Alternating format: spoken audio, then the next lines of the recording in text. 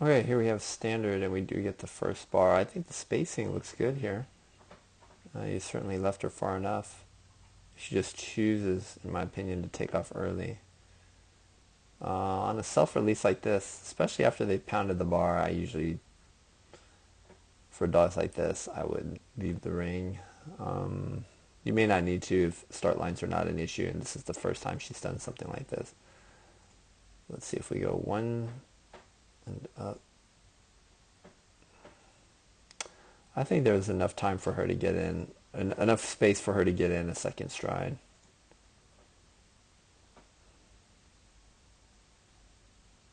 Yeah. The other thing to consider, especially on the opening bars, remember there's electronic eye, so it always looks like the double with one bar, and so you want to have setups at home where you basically have a fake electronic eye. You can use the uprights from a broad jump and just put them in front of your wings, and that'll teach the dog to look at the bar rather than the wings, because I think she's looking at the electronic eye and it's throwing her off. Beautiful A-frame performance here. Let's take a look at the jump after the triple. So this is the double, single. She goes really wide on the triple here, which should make the blind cross super easy. Okay, I think that's fine. And so I thought I gave enough decel for a better turn. She saw the dog walk, jumped wider than anticipated. Oh, okay, that's before. I see, I see. Okay, so you meant okay, you wrote jump after triple, you meant jump after double. Okay, I think this decel is good. Um, I don't think at this point she sees the dog walk yet. She does need to put in an extra stride. So one thing that I would avoid doing is rotating. I would just stay facing this way until my dog puts in the extra stride and actually even starts turning back toward me, and then I would go. And then as the dog becomes more experienced, you can leave sooner and sooner and sooner.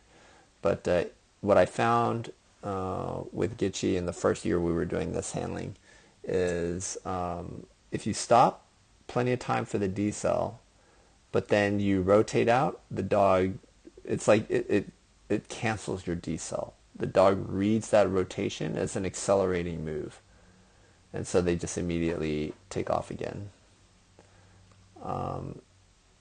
Even with practice, especially after a double, dogs are going to tend to take off a little earlier for the next jump, so this is something you have to practice in the field. But when I practice it like this without rotating, and then I toy the dog, toy, toy, toy, toy, until the dog understands or starts putting in this extra stride right here. So I'm always looking for this closer takeoff point here, and I use the reward to shape it, and then I reward and start leaving, where they pick up the reward here and they come to me and I tug, and then I randomly withhold the reward. So you can see that I'll practice this 20, 30, 40 times over a couple of days.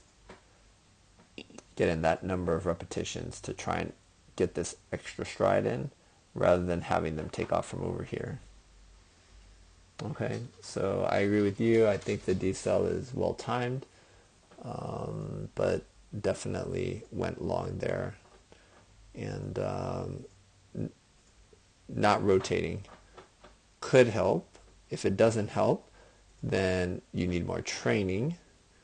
And if that doesn't work, I also like doing a J turn there. So for your dog, in a lot of spots where normally someone could decel and then just turn like you try to do, they need to do J turns, and J turns will be like magic.